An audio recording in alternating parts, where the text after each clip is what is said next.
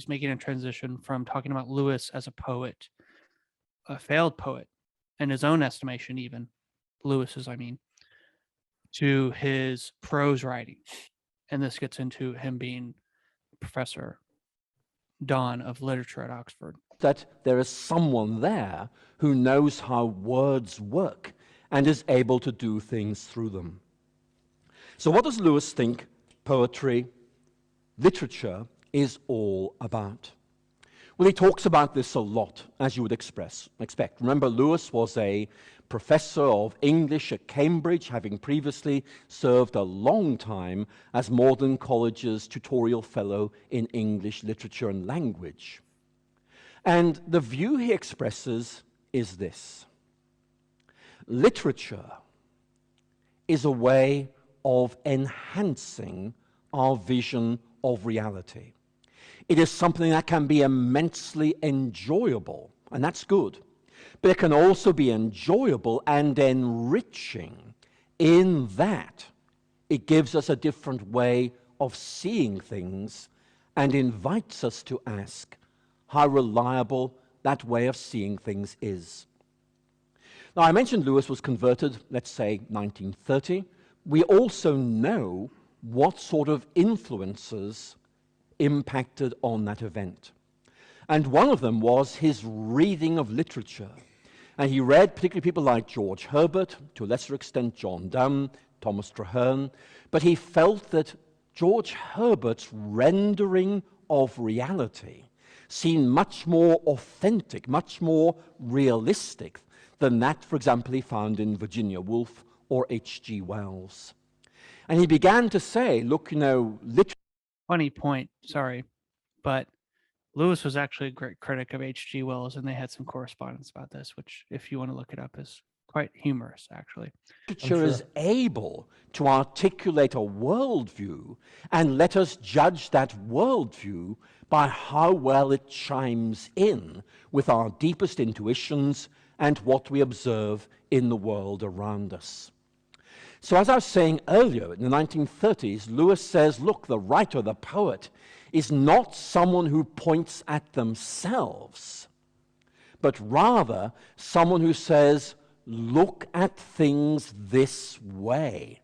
Let me provide you not with a spectacle at which you look, but with a set of spectacles through which you look at the world, and you judge the reliability of this way of thinking by how well the spectacles bring things into focus.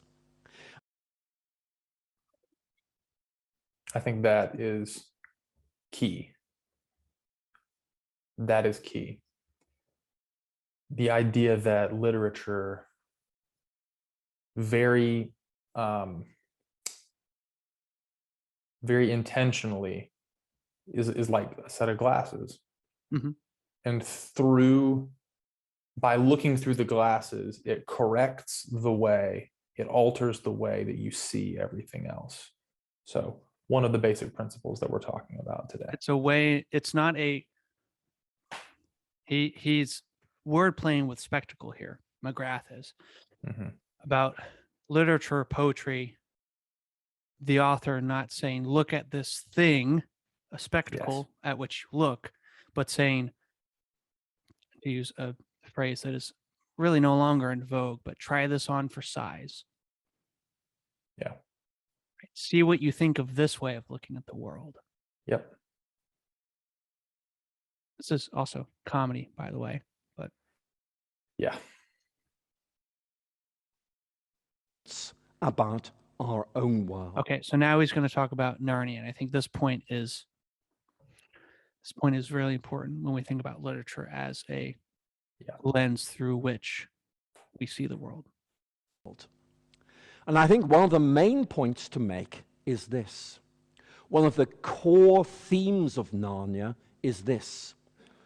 Who can we trust?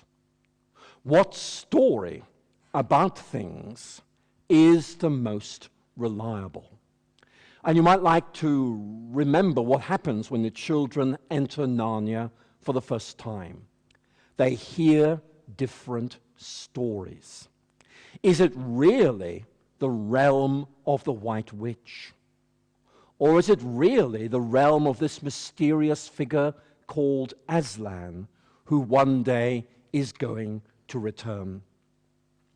And the children have to make judgments. They have to say, we think this story is right and this story is wrong.